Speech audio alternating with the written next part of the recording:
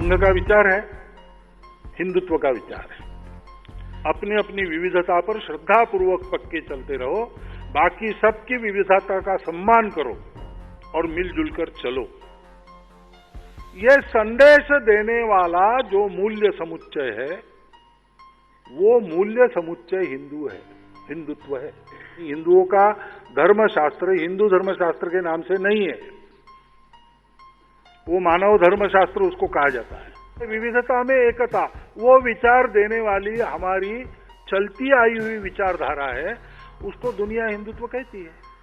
इसलिए हम कहते हैं कि हमारा हिंदू राष्ट्र है। हिंदू राष्ट्र है इसका मतलब इसमें मुसलमान नहीं चाहिए, ऐसा बिल्कुल नहीं होता। जिस दिन ये कहा जाएगा कि हाँ मुसलमान नहीं चाहिए, उस दिन वो हिंदुत्व नहीं रहेगा। संघ के स्वयंसेवकों को यह भी सीख है कि अच्छे काम में कौन कर रहा है ये मत देखो, वो अपना समर्थक है कि विरोधी है ये मत देखो। अगर वो प्रामाणिकता से कर रहा है, समाज के भलाई के लिए कर रहा है, तो उसमें सहयोग करना चाहिए।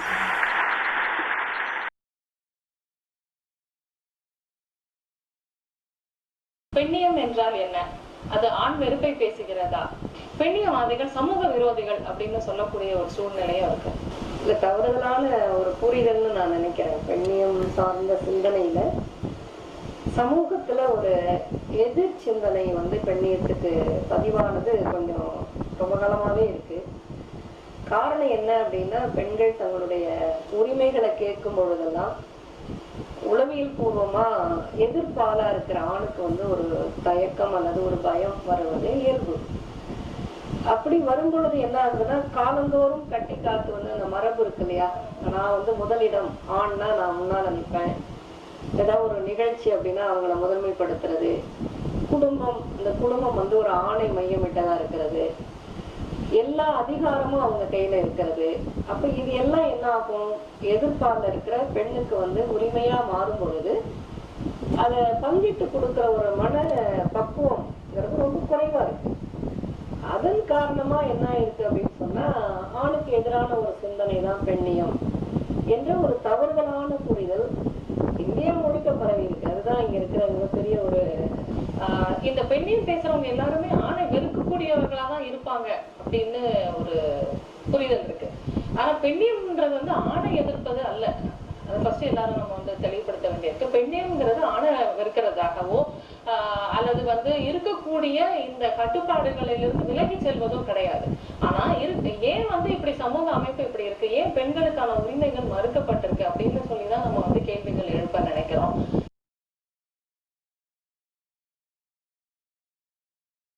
A 50-year-old man in northern India has been killed in a mob lynching allegedly over rumours that his family had been storing and consuming beef at home. When a mob ransacked his house after rumours that he had eaten beef. Akhlaq and his younger son were beaten and stoned for over an hour. The police nowhere to be seen as that mob run riot.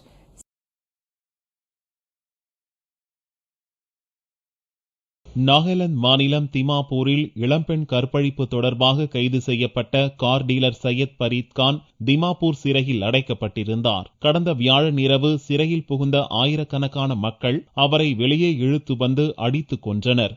இந்த கலவரச் சம்பவம் தொடர்பாக 6 பேர் உடனடியாக கைது செய்யப்பட்டிருந்தனர்.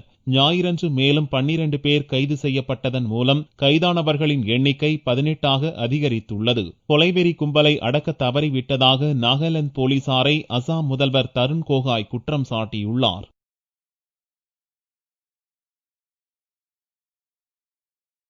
In the Dadri case, according to sources, the report of the Chief Veterinary Office of Gautam Budh Nagar says that the meat sample that was seized by the mob later handed over to the police is mutton and not beef. The police is still waiting for the FSL report. Bhavtosh Singh now joins me with more details on this. So Bhavtosh, the probe confirms the beef rumor and the lab confirms that it wasn't beef.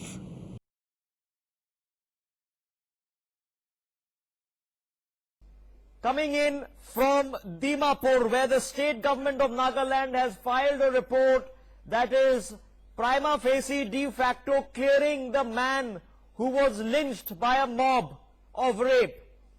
This is unbelievable, because if this report is true and is held as true and correct, under the eyes of the law. That means an innocent man was lynched by that mob in Dimapur. Ritangshu, what do you have? Indeed, Rishabh, that's a huge development which has just come up in this entire saga. Apparently, the state government report has cleared the accused, saying that it cleared rape charges which had been filed against Aki, saying that he had consensual sex with this victim. As he pointed out, if it's true, then it's a huge indictment upon the law and justice system in the state of Nagaland, because it essentially means that an innocent man was dragged out of jail, assaulted, stripped of his dignity, and then lynched to death in full public.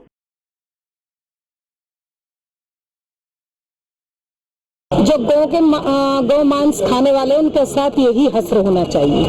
हमारी माँ के टुकड़े टुकड़े करके और उनको गौ मांस खाने में जन्नत मिलती है, और वो किसी हिंदू ने उसकी हत्या नहीं की। उसके अखलाक के भाई ने खुलासा किया है वो किसी साजिश के तहत आपसी रंजिश में मारे गए। केवल उसको तूल दिया जा रहा है आजम खान और ओवैसी द्वारा। उत्तर प्रदेश के अंदर जितने भी दंगे होते हैं आजम खान का हाथ होता है, चाहे मुजफ्फरनगर कांड हो, चाहे बरेली कांड हो, या फिर दादरी कांड। Of course, the guys who've committed the crime, definitely. Right, ma'am. अगर ऐसा इस तरह की चीजें कुछ कंट्रीज में होती हैं, वहाँ पब्लिक इसको जस्टिस देती है।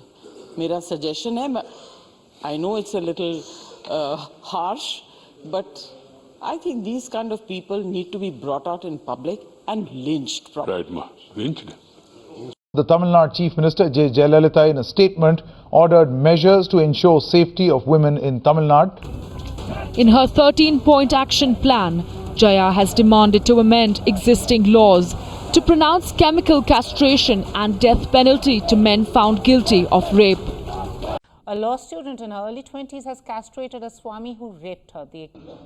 നല്ല ധീരമായ നടപടിയാണ്, അതിനകത്തൊരു സംശയമില്ല. അത്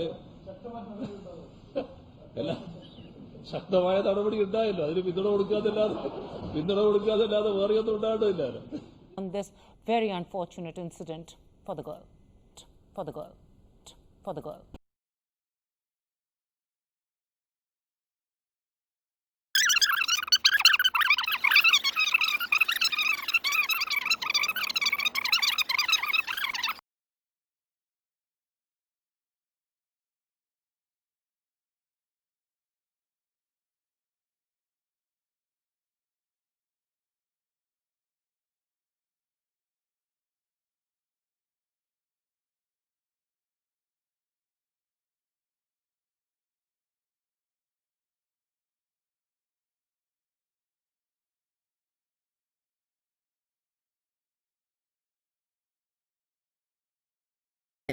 அவங்கள நீதிமன்றத்திற்கு எடுத்து செல்லும் பொழுது அங்கே உள்ள அந்த லோக்கல் பப்ளிக் அவங்க எல்லாருமே எங்ககிட்ட ஒப்படைச்சிருங்க, இவங்களை எங்ககிட்ட ஒப்படைச்சிருங்க, நாங்கள் பார்த்துக்கிறோம் அந்த அளவிற்கு கொந்தளிப்பான மனித உணர்வு இருந்தது.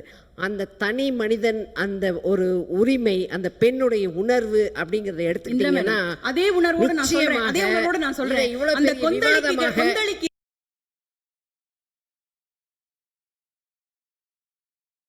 अपनी अपनी विविधता पर श्रद्धा पूर्वक पक्के चलते रहो, बाकी सबकी विविधता का सम्मान करो।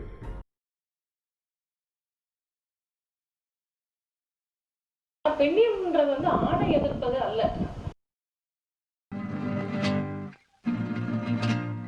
ஏட்டில் உள்ளது ஒழுக்கம், அது ரோட்டில் வந்தது ஒழுக்கம். வாமா, எங்க எனக்கு எதுவும் தெரியாது குமாரு. ஏன் நடிக்கிறீங்க? அது என்னங்க தெரியாது? ஒண்ணு போட்டேன்னு சொல்லுங்க, இல்ல போடலன்னு சொல்லுங்க. என் மீது அன்புள்ளம் கொண்டவர்கள் யாராவது போட்டிருக்கலாம், மற்றபடி எனக்கு எதுவும் தெரியாது. அப்புறம் இந்த லிஸ்ட்ல இருக்கிறவங்க எல்லாம் போட்டு தள்ளிடு, பின்னால்தான் நிக்கிறானுங்க. காரணம் கேட்காத அரசியல், அவ்வளவுதான். போ இது கூட தெரியாம பண்ணாட புறம்போக்கு. ஒரு நாளைக்கு பெல்ட்டால உரிமை உரிக்கல. செந்தமிழ் கவிஞன் நான், தமிழ் தாயின் புதல். கடைசியாக என்னுடைய ஒரு கவிதையிலிருந்து வாசித்து நான் விடைபெறலாம் என்று நான் நினைக்கின்றேன். கொஞ்சம் மூத்திரம் பெய்து கொள்கிறேன். இனி நான் மாட்டுக்கறி சாப்பிட மாட்டேன், பசுவை கொல்ல மாட்டேன், காவி நிறம் பிடிக்காது என தவிர்க்க மாட்டேன், சமூக விரோதிகள் என்றால் சூடு சுரணை பார்க்க மாட்டேன், இந்தி திணிப்பு செய்தால் மொழி போராட்டம் நடத்த மாட்டேன், சமத்துவ சுடுகாடு ஒருபோதும் கோர மாட்டேன், வன்புணர்வு செய்தாலும் எதிர்ப்பு காட்ட மாட்டேன். கொஞ்சம் பொறுங்கள், அவசரமாய் வருகிறது. உங்கள் ஜனநாயகத்தின் மீது கொஞ்சம் மூத்திரம் பெய்து கொள்கிறேன்.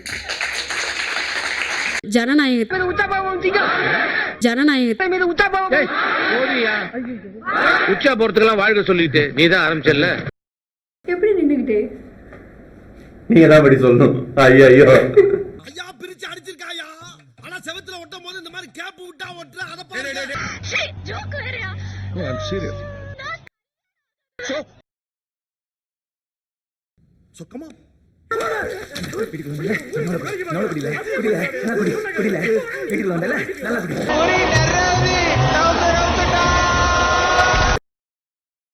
நீங்க நம்பர் 2 தானே ஆயிடுவீங்க. எப்பவுமே நான் தான் நம்பர் 1. நான் நம்பர் 1 தான். நம்பர் 2 சொல்லிருக்காங்க. அத பத்தி என்ன நினைக்கிறீங்க? நான் நம்பர் 2 தான். இப்போ ஒரு குழந்தை கிட்ட 1 மிட்டாய் வேணுமா 2 மிட்டாய் வேணுமான்னு கேட்டா அந்த குழந்தை என்ன சொல்லும்? 2 மிட்டாய் தான் சொல்லும். 2 ரூபாய் தான் கேட்பேன். அப்ப 1 பெருசா 2 பெருசா? 2 தான் பெருசு. அப்ப நான் தான் பெருசு. அப்படி படுதா. It's not who I am underneath, but what I do that defines me.